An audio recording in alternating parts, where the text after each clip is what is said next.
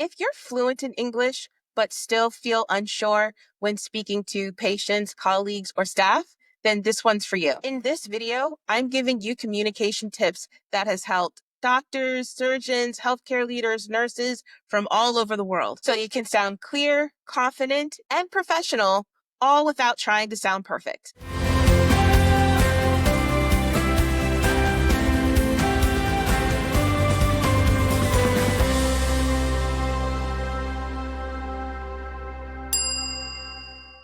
Hello, everyone. Welcome to Frustrated to Fluent. I'm Devin Bruce. I'm the founder and CEO of the English Communication Academy, and we help non-native English speakers in healthcare communicate effectively with their patients, colleagues, and staff. And if you stay until the end of this video, I'm going to share a bonus tip that you'll never find in a textbook. All right, let's get started. So this first thing I want to talk about is professional English. Most people think that sounding smart equals using these big fancy words that you learned in medical school. But the reality is true professional English is when it's clear, calm, and confident. Patients and staff, they trust what they can understand, not what sounds complex. That can be tricky for people to understand because I get it.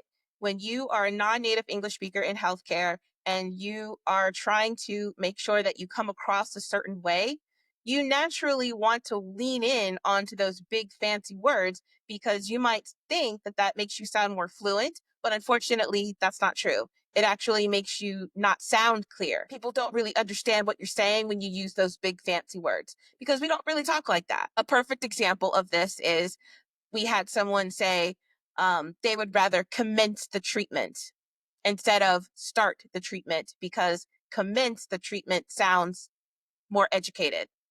Well, we don't say, let's commence the treatment. That sounds like dictionary stuff. We focus on clear, simple English. So it's those kinds of things that can make all the difference when you're trying to come across in a way that you can connect with your patients and colleagues and staff with. So the best way to think about this is to speak as simply as possible. You're not going to sound stupid or dumb if you use simple and clear English. All right, this next tip that's going to help is focusing on rhythm and not necessarily speed. There's this myth that the faster you sound, the more fluent you speak. And that is simply not true. I don't know where this myth came from, but that is a commonly held belief for people, especially in healthcare. When you have really good pacing with your speech, you naturally sound more confident. It also builds trust and authority. For example, right now I'm kind of speaking a little too fast just because I'm trying to give you an example, but you notice how everything that I'm saying is kind of jumbled up together? It sounds like one giant blob when I speak like that. It also makes you sound more anxious and not confident because you're just trying to speak so fast. So, a very simple way to improve your communication in healthcare is to simply slow down. When you slow down your speech and you're more intentional with it, you naturally sound more confident. This might be hard to do at first, especially if you're used to speaking quickly, but it's like developing a muscle. It's hard at first, but then over time, it just gets easier and easier. Another good tip for people in healthcare is to focus on phrases and not necessarily individual words. For example, if you just gave someone a diagnosis or you need to give them treatment, instead of focusing on each individual word, focus on the phrase. For example, let me walk you through what's going to happen. When you say something like that, it automatically puts you in a position that you know exactly what you're talking about, and that puts the patient at ease. They don't have to second guess or worry about what could happen.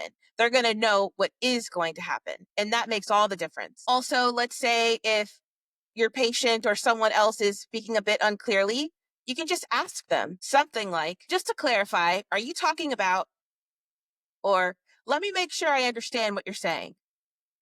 That does not make you sound less than or incompetent. That actually humanizes you because you're trying to connect with them. That helps when you're trying to build trust and rapport. This is so helpful, especially in fast-paced environments, because it's so important that you establish yourself as the authority and as the leader. And if you're focused on each individual word, your English may come across as choppy. But if you focus on the phrase, then it's going to come out a lot smoother. This tip can be really hard for people, but when it's executed the right way, it's chef's kiss. You can be direct and respectful at the same time.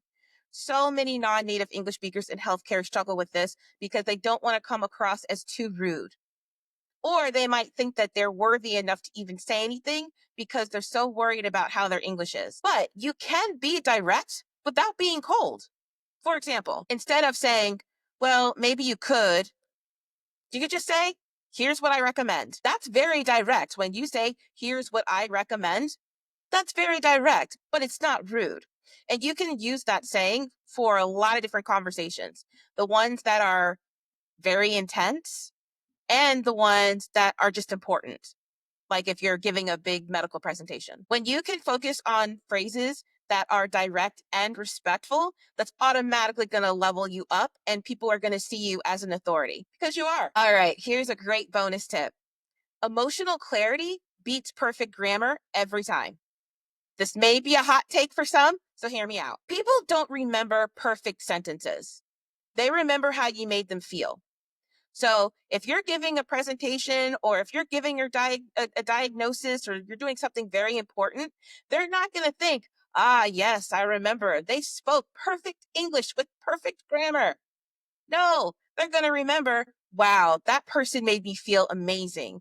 That person made me feel seen and heard and respected. Or it could be the opposite.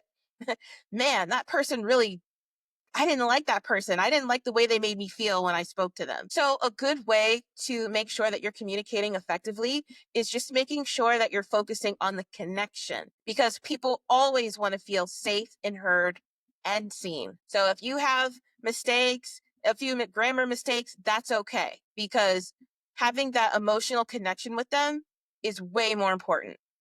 People are going to forgive a grammar mistake here and there. Are you going to be implementing some of these tips this week? Or are you doing some of these already? Let me know in the comments. I love to hear them. Also, if this video helped you, please hit like and subscribe. Plus, also share these videos with anyone you know in healthcare. I am on a mission to close the language gap in healthcare. And if you want to go even deeper, I have a free 5-day challenge that anyone in healthcare can join. It's helped so many people like you. So if you are interested in joining the 5-day challenge, the link is in the description box below. All right, that's it for today. Thank you so much for tuning in, and I'll see you next time. Take care.